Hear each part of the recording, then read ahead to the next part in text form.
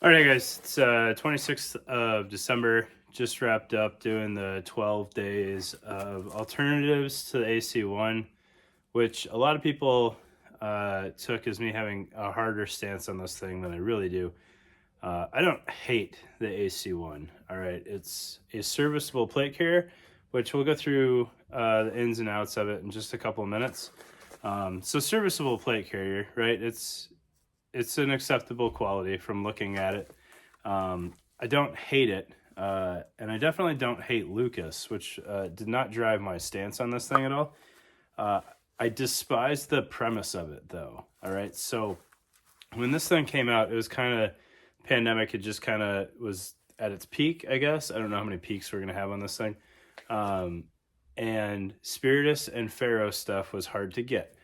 I'll admit that. So when this came out, Lucas had kind of dropped it as like the in-source alternative, or the stock in-stock alternative to things that you physically could not obtain elsewhere on the market, which was just blatantly not true.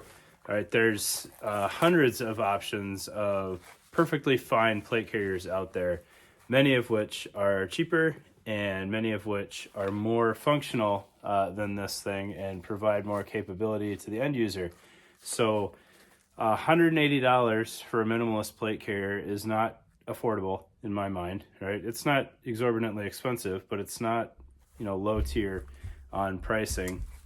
And the feature set on this thing is almost non-existent. All right, there's a couple noteworthy features that I'll talk about as I go through it. But my issues with the AC1 in a nutshell, some of the construction is a little suspect. I'm not a huge fan of it. Whether it works or not is a different story. But I think if you have any background in actually using the gear, you would see those things and question them. I don't think it was a needed option, right? If TREX had just come out and like, we're going to make a plate carrier, and then that was kind of the end of it, I wouldn't have any issues with it at all. All right, but it was overhyped as something that you could actually obtain, and then it sold out the first weekend. It was kind of hyped as affordable, not really affordable, and it was just oversold as being like the one option that anybody could actually obtain, which was just not true. And if you look back through the 12 days of alternatives, as well as some of the user submissions, like all of those, bar a couple of things that were created after the fact, were available even at the height of the pandemic, and either cheaper or provided more capability for the same price. So with that said, I don't hate the AC1. Let's throw it on the table and see what it's all about. All right, so I don't want to give the impression that I'm going over or being harder on the AC1 than I am other products. All right.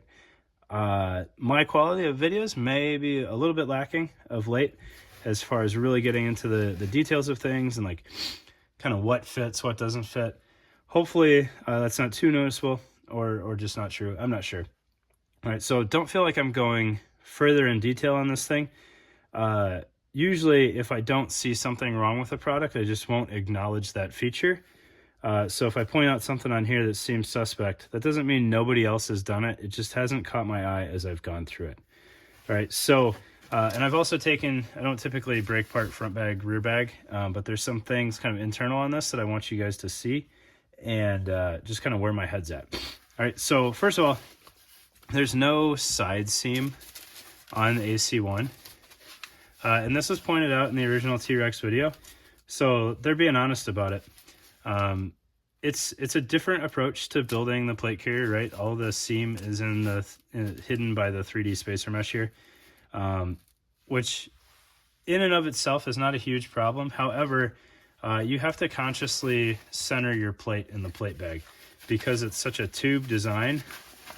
This Velcro might hinder it, but in theory, you can roll this plate bag and keep rolling and rolling and rolling around your plate, and you can work the plate bag so that your plate is actually sideways in there. And we'll see, I don't know how well this will work, but if we fold this in half,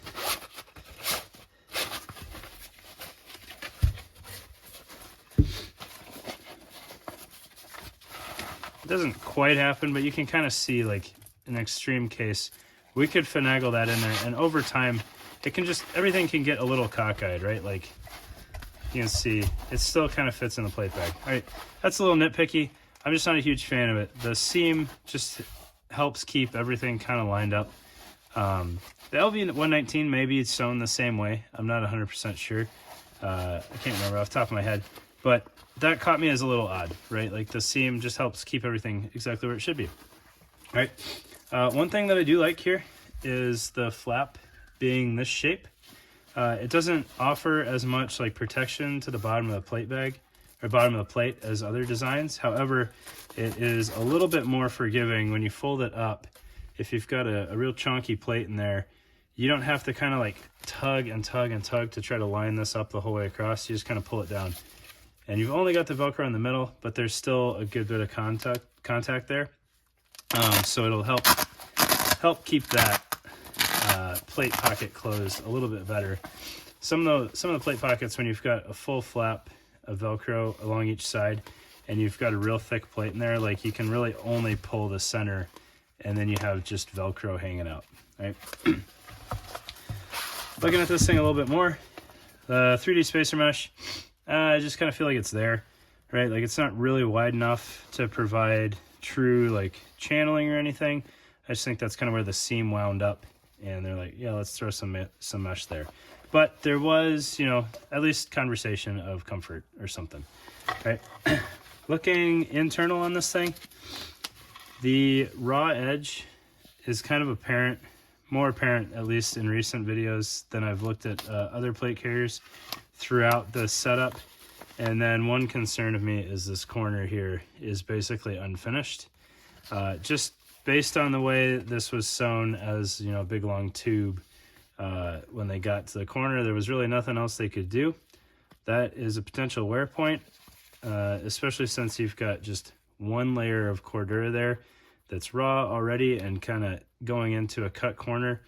I could see that causing some long-term durability issues that would not necessarily be present on other options, as well as just kind of the bottom of the plate bag all the way around is left unfinished. Is that a huge issue? I don't know, but this wasn't exactly a budget option.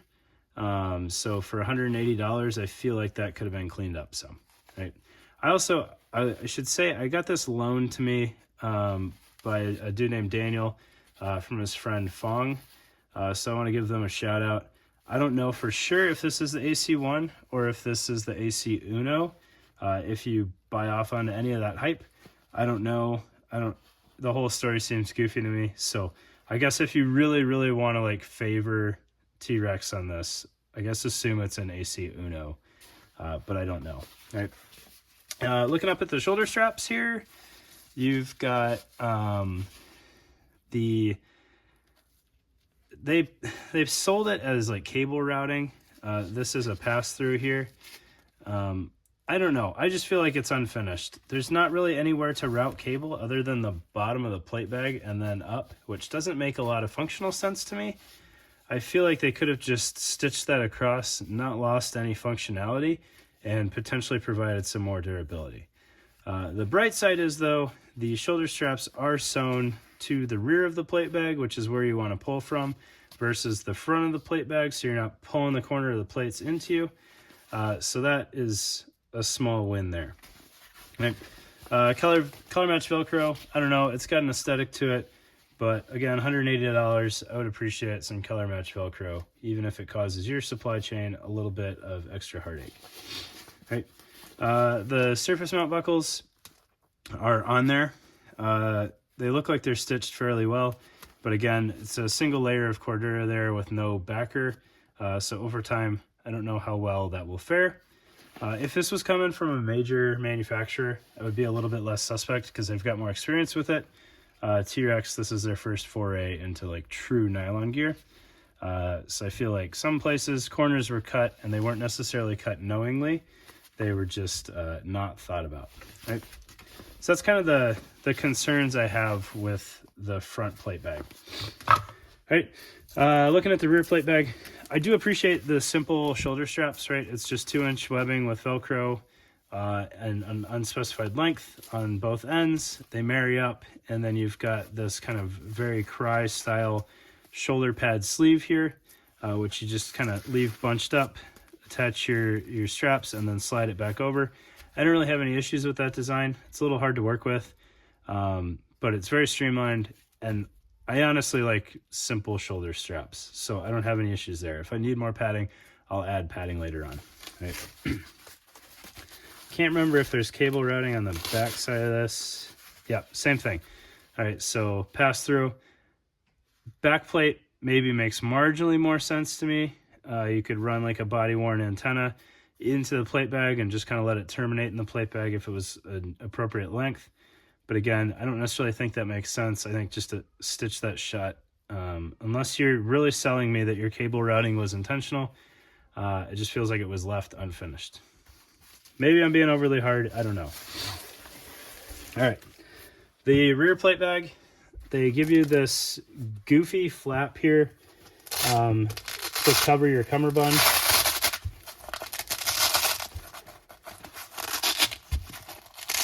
Which has fantastic Velcro continuity. All right, so it covers your Velcro adjustment in the back there. I don't know. Feels unnecessary to me. This Velcro is never going to go anywhere. This flap, in theory, limits some utility. If you've got Velcro all the way down, you could do something with it. That, however, is also not a huge problem. You just pop that with a stitch ripper and go on about your day if you don't want it. The shape, I think, really just to me says we wanted to ensure that we could throw it on and it would fit. Rectangle would have worked just as well. Functionality wise, however, it would have taken a little bit extra time to QC and make sure that it's sitting in the right spot. Okay. One thing that I do like about this plate carrier is that they tried something new with the cummerbund. All right, so in theory, you've got a pistol cell, an M4 cell, and then a bigger cell for like an IFAC or something. I can't really fault it. Right, like that's, you either like it or you don't. I appreciate that they tried something new. I don't know how well that would work for me because I'm not going to put a pistol mag on my vest right there. If it's like on a placard or something, that's a different story, but I'm not going to waste this prime real estate on a pistol mag. I either want a radio sitting there or an M4 mag because everything behind that is kind of just there. And I'm going to have to figure out how to utilize it later. Maybe my arms are goofy, but as soon as we get beyond that one reload on the sides, I really can't reach my cummerbund very well at all. I don't know, maybe that's a mobility issue on my side, or on my part. It is dual layer elastic, not great quality elastic. You can kind of see like the cell's a little floppy already. I don't know long-term durability, how that's going to hold up. And I would have appreciated, so rifle mags are not a big deal with this kind of open bottom U-shaped. Pistol mags, I'm not a huge fan of it. I'd rather have the cell closed off. I think I've mentioned that even on like the A&A stuff. It's just pistol mags have a little bit more, with less width to them, they can work their way around the bottom of that a little bit easier. I don't know how likely that is, especially if you're not using it for pistols, but you're using it for like a bowfang or something like that. So, I don't know. 6 in one hand, half dozen the other on that. All right. I had heard that these don't play well with ESAPI and backers. So front plate bag, I had the P210. That's going to fit, no issue, because it's wafer thin. Threw in a medium ESAPI and backer in the back plate bag, and you can see that plate bag is totally full, and I've got a good bit of Velcro left. I don't think the flap would fail on me. There's enough connected in there, but it's not clean on the bottom. Now, I don't necessarily think that's T-Rex's fault. Everything I could find, it's not built for ESAPIs and backers. It's built more for civilian standalone plates.